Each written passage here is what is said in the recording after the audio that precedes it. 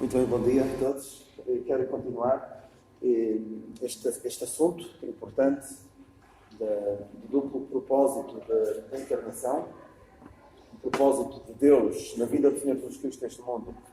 Tem duas facetas, uma delas relacionada com a profecia,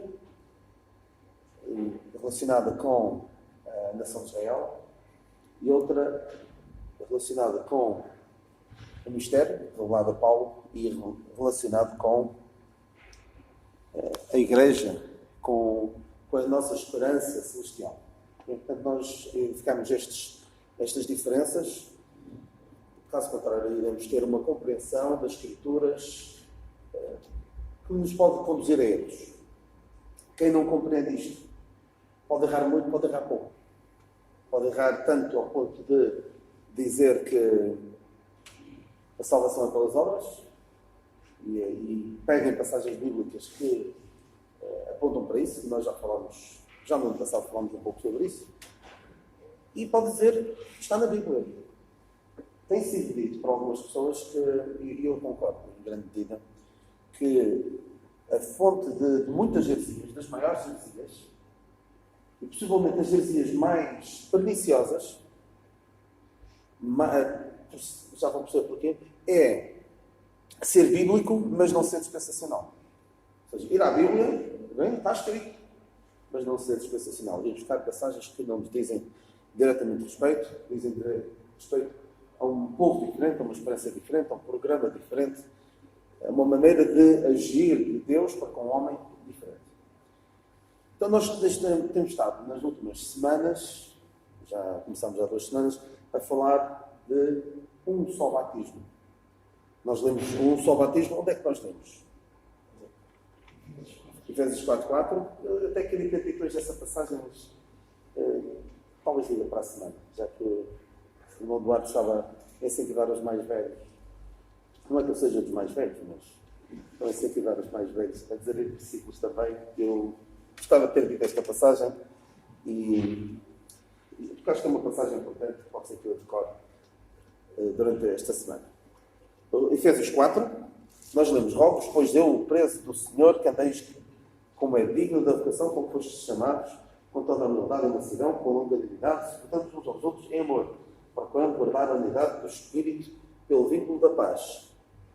Há um só Espírito, como também fostes chamados em uma só esperança da vossa vocação, um só Senhor, uma só fé, um só batismo, um só Deus e Pai de todos, o qual é sobre todos e por todos e em todos.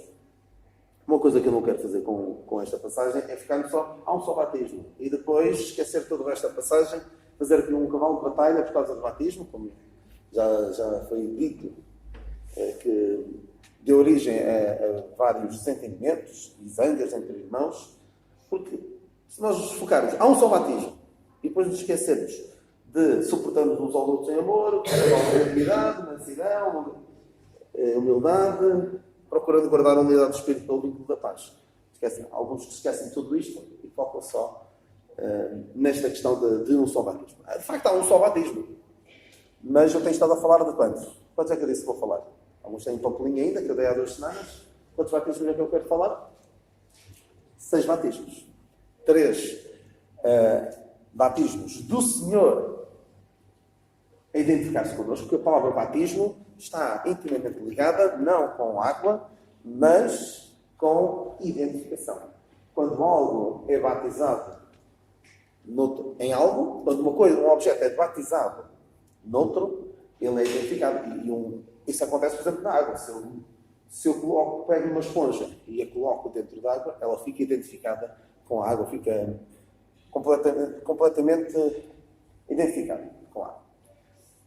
Mas a palavra batismo significa, então, não tanto água, como alguns envolviam água, mas envolve identificação. E nós lemos, por exemplo, há uma passagem, não lemos na altura, em 1 Coríntios 12.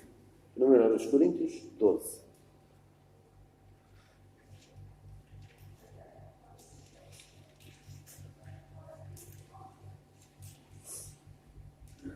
Podemos ler a partir do versículo 12.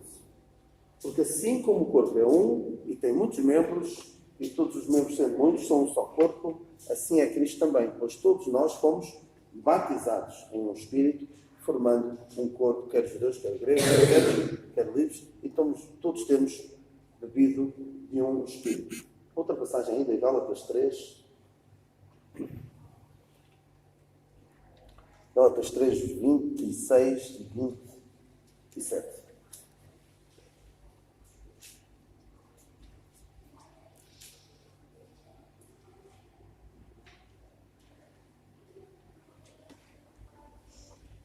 Porque todos sois filhos de Deus pela fé em Cristo Jesus. Por todos quantos fostes batizados em Cristo, já vos revestistes de Cristo. Todos quantos fomos identificados com Cristo, já nos revestimos de Cristo. E só estes que se identificaram com Cristo, e nós vamos ver um pouquinho como é que isso pode ser feito, é que Deus pode olhar para nós e já não nos vê nós. Olha para nós e não nos vê nos nossos pecados, na nossa condição de pecadores, mas vê-nos identificados com o Senhor Jesus Cristo. Só há uma pessoa que pode entrar no céu, que é o Senhor Jesus Cristo. Todos os outros que entram não por si mesmos, mas por causa do que o Senhor Jesus Cristo fez. Ora bem, nós falamos então daqueles 3 batismos, do batismo do Senhor Jesus Cristo. Vamos lá ver como é que está a vossa memória. Ou a vossa capacidade de leitura, se derem um pouquinho convosco. O Senhor Jesus Cristo batizou-se na nossa raça. Ou seja, foi feito participante da natureza humana, à exceção do pecado. Veio em semelhança da carne do pecado, mas nunca pecou.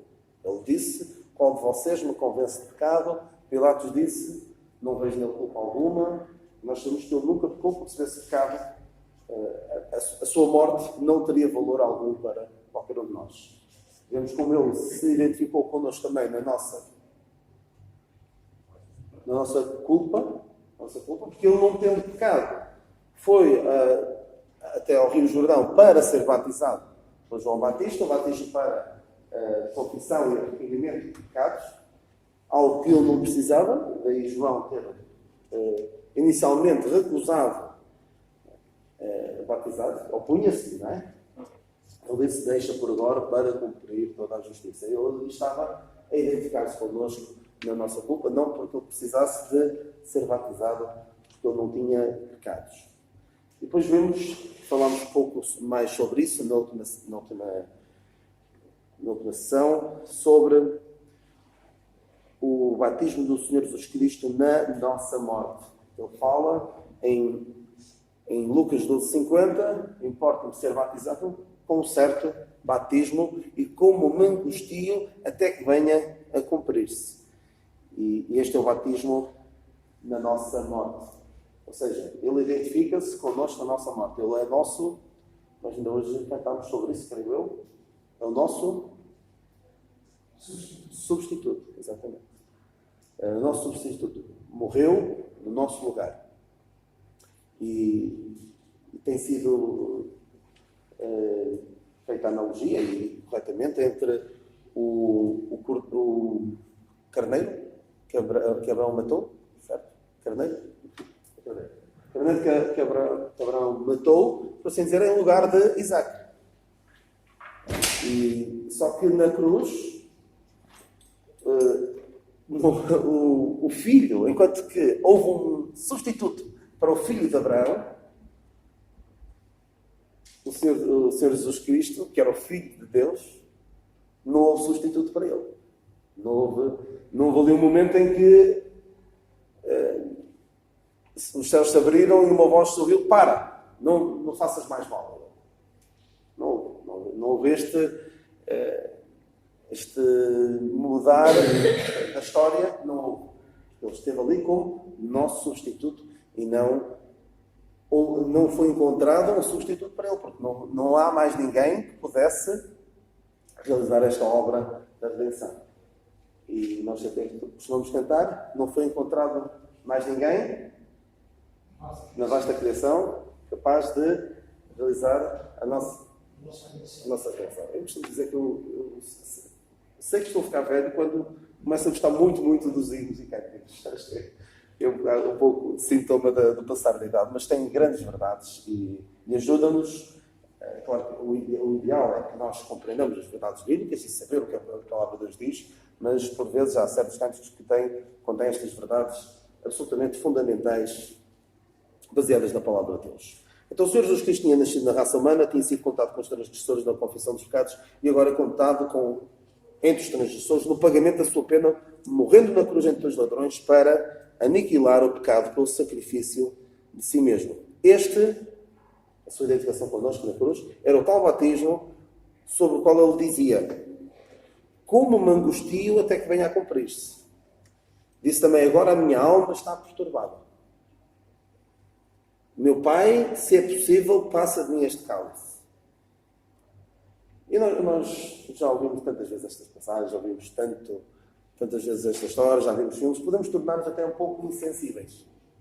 Mas realmente foram momentos tremendos de agonia e qualquer pensamento que nós possamos ter daquele momento, qualquer filme que possamos ter visto, qualquer poesia que possamos ter visto, foram momentos de grande angústia que nós vemos como aconteceu algo que medicamente só acontece em casos muito extremos, não é? De suar, gotas de sangue, não é algo que aconteça apenas por um pouco de tristeza ou até uma grande depressão. É quando se está mesmo num estado de sofrimento muito, muito intenso. E, por fim, nós vemos como ele, na cruz, o mesmo Senhor Jesus Cristo, de quem os céus tinham aberto na altura do seu batismo: este é o meu Filho amado, em quem me comprazo, é este mesmo Filho de Deus, Filho amado de Deus, tem de dizer: Deus meu, por que me desamparaste? Porque naquela hora ele estava no nosso lugar, estava a tomar a morte que era a nossa. Ele não podia tornar-se um de nós no nosso pecado. Senão ele não poderia, como já disse, não poderia realizar a obra da nossa redenção. Mas pecar não era necessário. Vamos ver se isso fica claro. Mas o pecar não era necessário para se identificar connosco. Porque o pecado, o que é um fruto da nossa condição de pecadores. Mas ele identificou-se connosco não no nosso pecado, mas identificou-se connosco na nossa condição humana. Identificou-se connosco na nossa culpa. Ele apenas levou sobre si a pena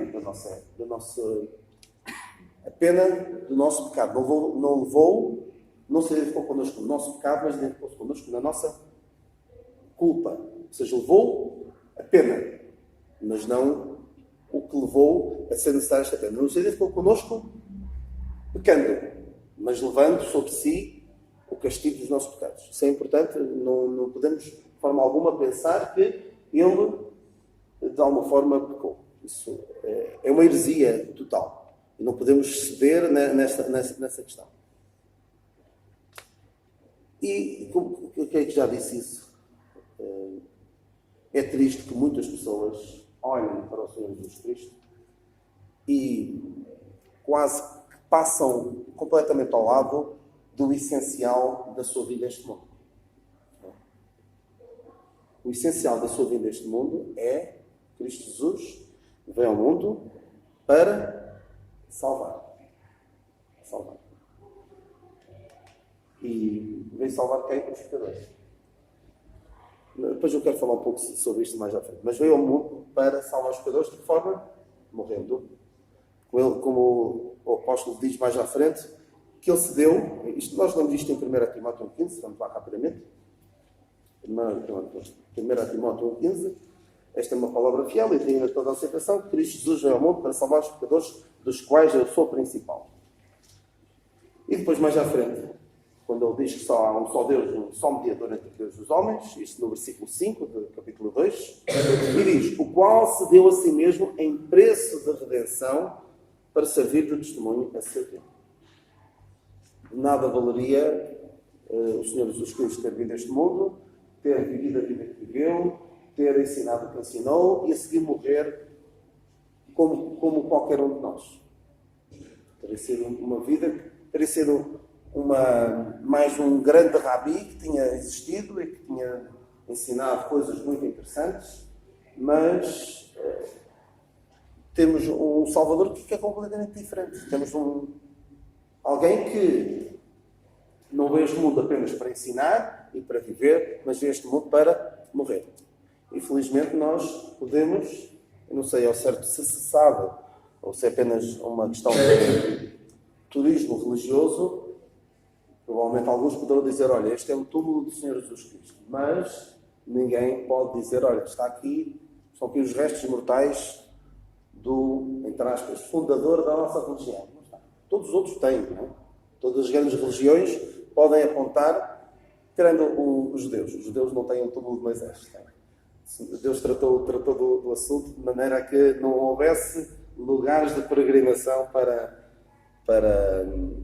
poderem ver onde é que ele está. Mas todas as outras grandes religiões, e atenção, não estou a dizer que nós sigamos uma religião, seguimos uma pessoa, mas todas as grandes religiões têm o local onde supostamente estará enterrado, ou estarão os restos mortais, ou dentro de um vaso com as cinzas do seu grande líder. Nós não temos. E isso faz toda a diferença. Então, é importante que nós percebamos que o Senhor Jesus Cristo veio ao mundo para morrer. Mais do que ensinar, mais do que viver e dar o seu exemplo. Claro que fazemos bem a tentar para os seus ensinamentos, para o seu exemplo, mas o essencial e a porta de entrada para tudo o resto, na nossa experiência cristã, é a morte do Senhor Jesus Cristo. Se ele não tivesse morrido, seria uma vida que não teria cumprido a sua missão totalmente. Infelizmente, muitos pregam Cristo que, já tenho dito isto várias vezes, alguns já saberão o que é que eu vou dizer a seguir, até apetece dizer, olha, foi pena ele ter morrido. Uma pessoa tão extraordinária, uma vida tão cheia, com tanto potencial até. Morreu na flor de idade, não é? Não sei se as pessoas viveriam muitos mais anos, mas talvez 50, 60 anos, ou até mais, alguns. Sim, alguns viveriam mais. A Ana, que viu em bebê, já tinha uma grande idade. As pessoas poderiam viver bastante mais tempo. E o Senhor Jesus Cristo poderia. Porquê é que não viveu tão mais tempo? Podia ter curado tantas pessoas, podia ter feito coisas tão extraordinárias. Porquê morrer? Que pena. Podia ter ensinado tantas mais pessoas, mais gerações. Poderia ter derrubado o domínio romano ali, mas não. Morreu. Até parece, dá uma certa pena.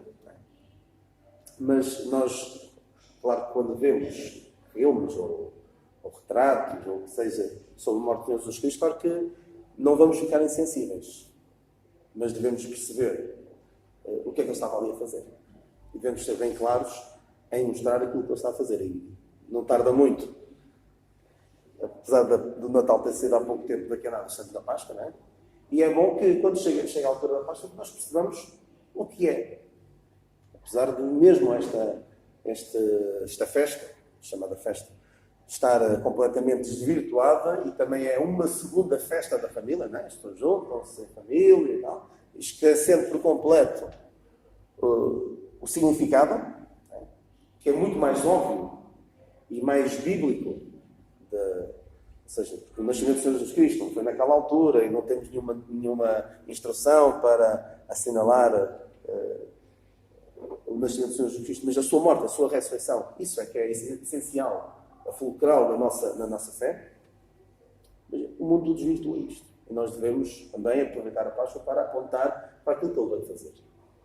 E algo que deve ser dito é, ele morreu pelos pecados de todo o mundo, não é? Muitas pessoas, é o que nós ouvimos muitas vezes, ele morreu por todos.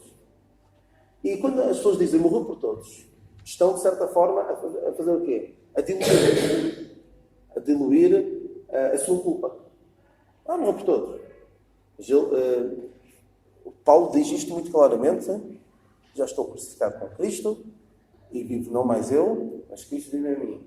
E a vida que agora vivo na fé do Filho de Deus, o qual me amou e se entregou Por quem?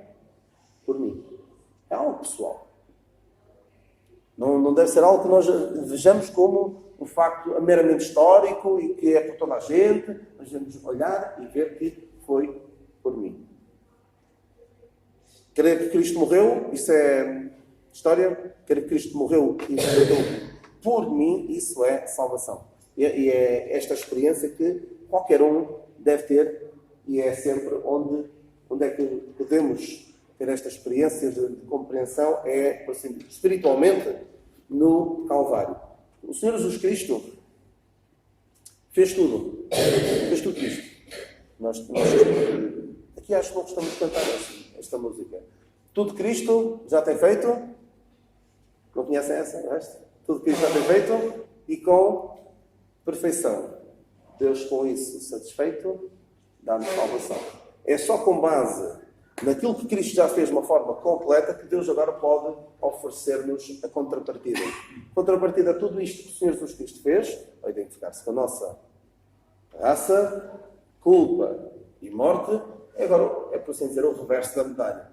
A nossa identificação com Ele, a nossa identificação na sua justiça e a nossa batismo, pode-se dizer, batismo na nossa na sua morte, o nosso batismo na sua justiça e o nosso batismo na sua natureza. Ou seja, agora é preciso a nossa parte. E quando eu digo é preciso a nossa parte, não digo, olha, nós temos de fazer agora alguma coisa. O Senhor Jesus Cristo fez a parte dele, agora nós também temos de contribuir de alguma forma para esta salvação que Deus oferece.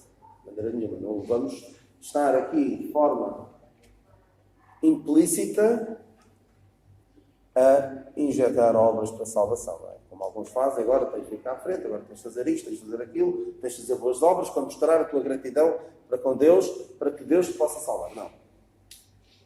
Agora, todas as pessoas podem ser salvas pela fé em Cristo Jesus, fé naquilo que está feito. Não é preciso qualquer obra. Vamos então falar agora sobre a identificação do Senhor Jesus Cristo, de nós com o Senhor Jesus Cristo.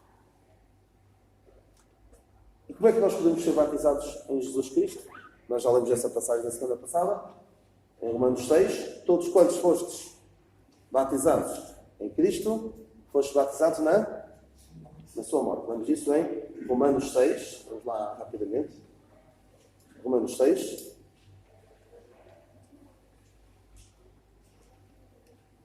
Vamos ler desde o início. Que diremos, pois? Permaneceremos no pecado para que a graça abunde? De modo nenhum. Nós que estamos mortos para o pecado, como viveremos ainda nele? Ou não sabeis que todos quantos fostes batizados em Jesus Cristo, fostes batizados na sua morte?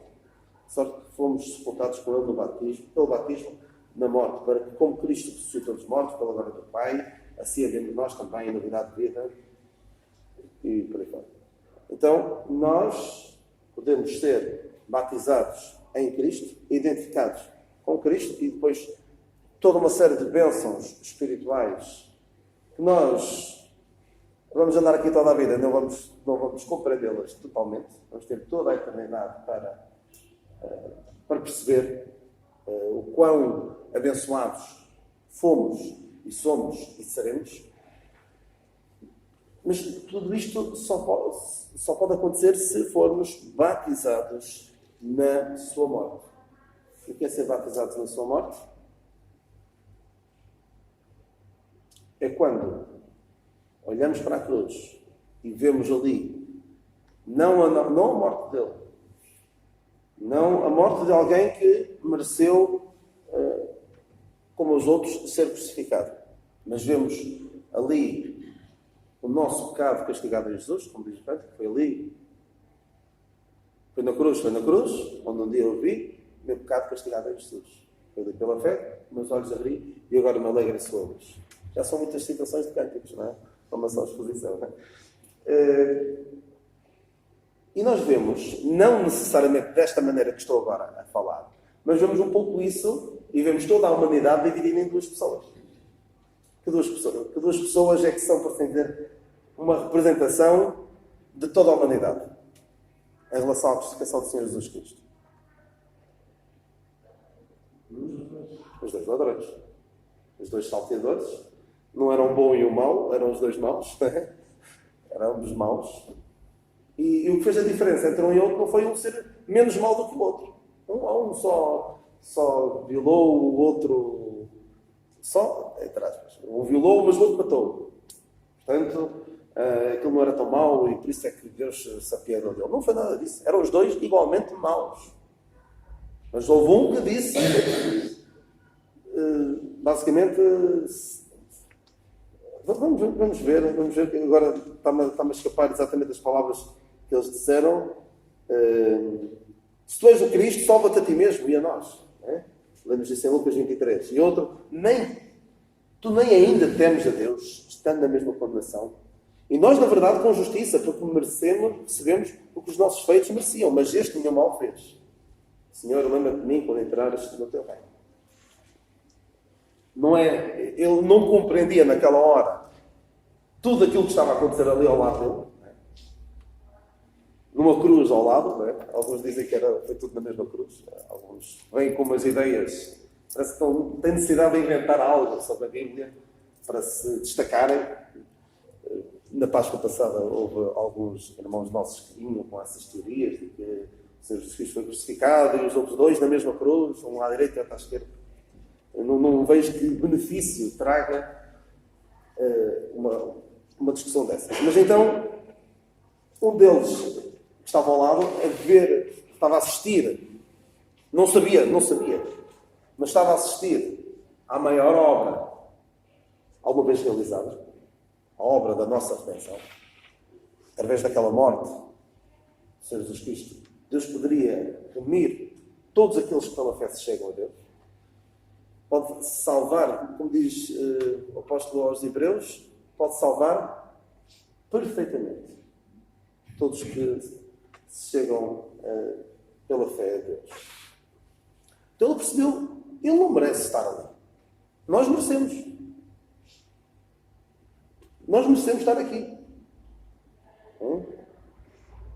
Mas este nenhum mal fez. E houve mais pessoas a dizer que ele não foi mal nisso, não é? Pilatos tinha dito. Não é? Mas este percebeu o seu estado de pecador. Percebeu que merecia aquele castigo. E nós hoje, percebendo, olhando para a cruz de Cristo, e percebendo que nós é que merecemos estar ali, e que Ele estava a morrer a nossa morte, aí nós somos batizados na sua morte. Somos identificados com a sua morte.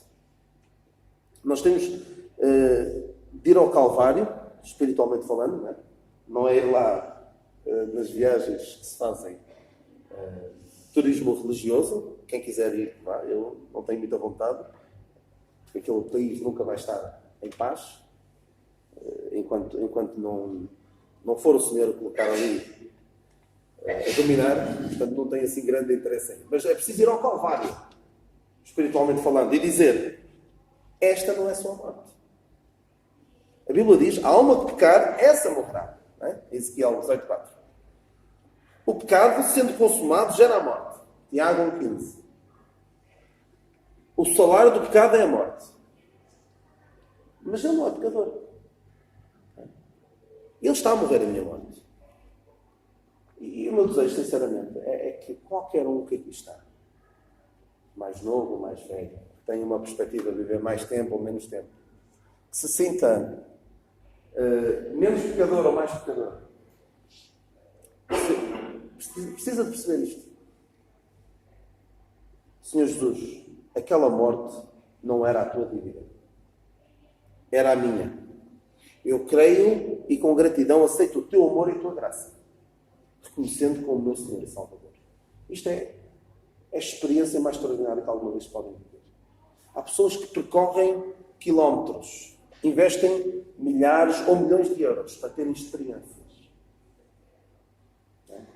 Até havia aquelas empresas do A Vida é Bela e outras eu não lembro de outros nomes, Life Cooler, de experiências, que as pessoas compram pacotes para ter experiências. E há pessoas que já querem experiências de, quando for possível ir a Marte, querem ser logo os primeiros.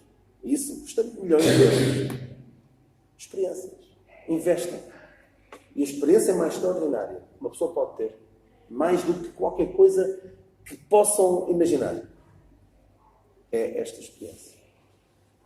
É reconhecer na cruz de Cristo a morte que era a nossa.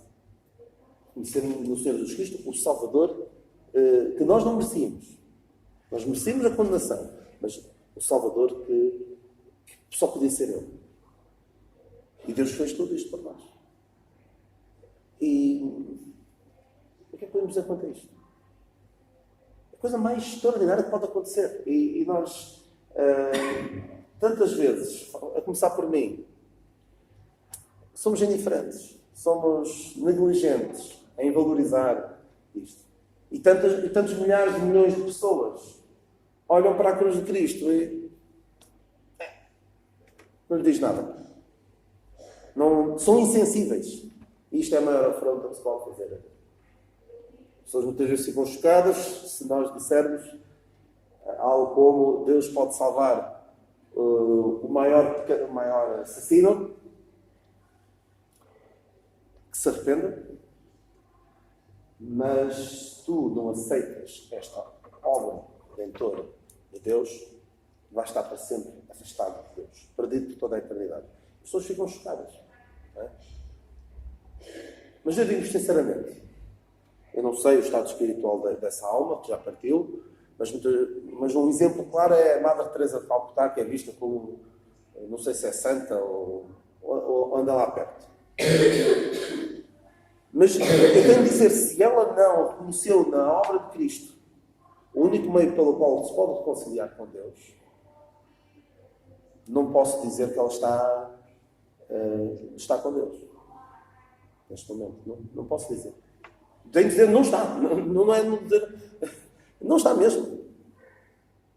Porque assim, todos nós somos pecadores. Uns mais, outros menos.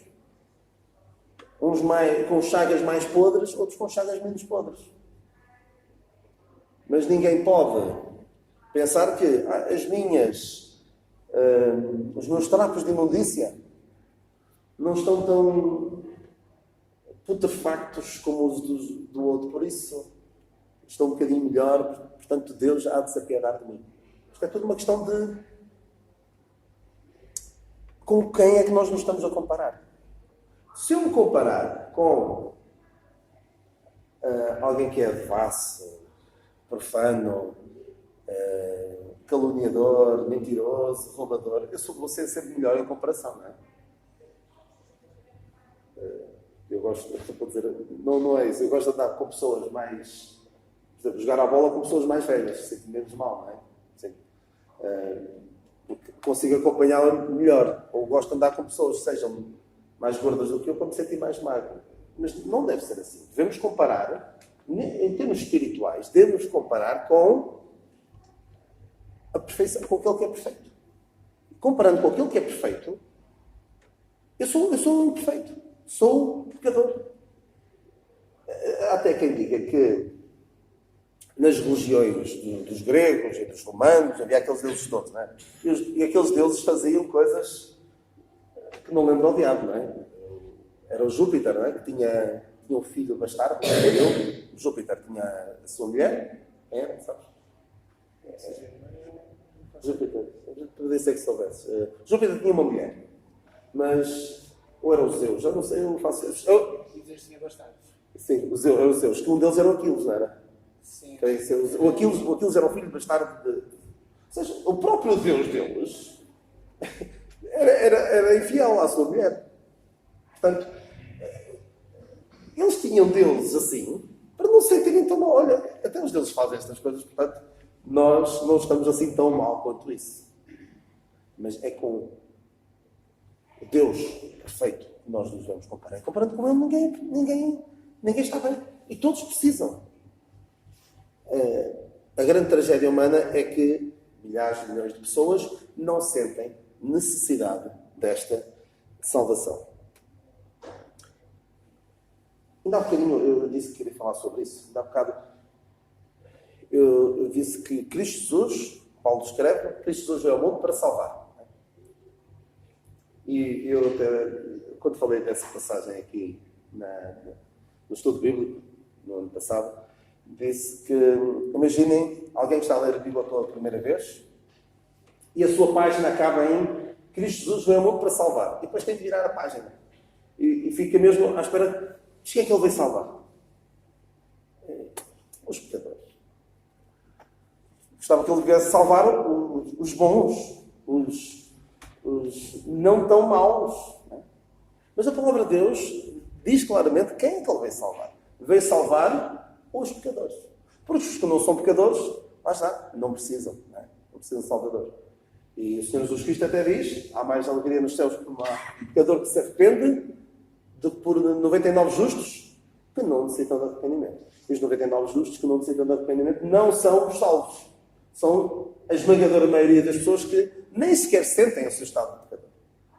E é preciso que o ser humano sinta e perceba o seu estado de pecador.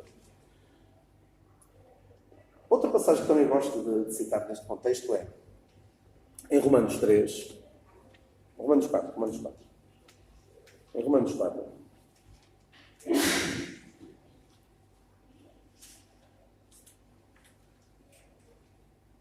Romanos 4, 5.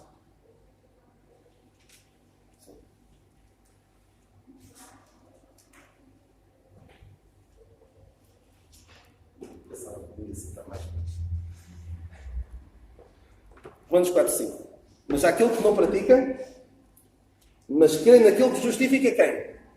Justifica os melhores, não é? Justifica os que não pecaram muito. Justifica os que não mataram, não roubaram, não mentiram, não violaram, não. Justifica o ímpio. Esta obra da salvação só é válida para estes, para os pecadores e para os ímpios.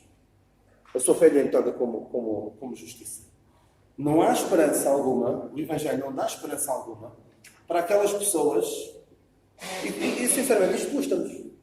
Porque há pessoas que nós vemos partir todos os anos, ou às vezes até com maior frequência, pessoas que nós até dizemos que era uma boa pessoa. Boa. Depende do padrão, não é? E qual é a única pessoa que é boa? O Senhor Jesus Cristo diz, quando o mancebo rico diz bom mestre, ele diz, porquê é que tu me chamas bom? Só há um que é bom, que é Deus. Portanto, esta história de dizer às pessoas é boa pessoa. Cuidado. Nós vamos partir destas pessoas, só que não há. Se elas estavam confiadas na sua própria justiça, não há esperança para elas. Não podemos dizer que, se calhar, Deus vai apiedar-se delas, Deus vai olhar para as suas boas obras e poderá até apiedar-se delas. Não posso dizer isso. Não há esperança. Não há esperança. Eu queria só...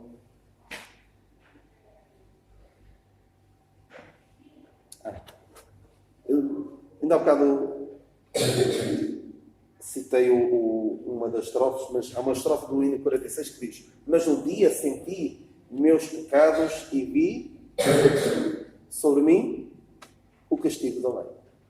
É preciso que as pessoas percebam que são pecadores. Precisam de um Salvador. Caso contrário, tudo isto que o Senhor Jesus Cristo fez não serve nada. E então, sem as pessoas serem identificadas na morte de Cristo, sem reconhecerem na morte de Cristo o único meio pelo qual podem ser salvos, não há esperança. Então vamos ficar por aqui.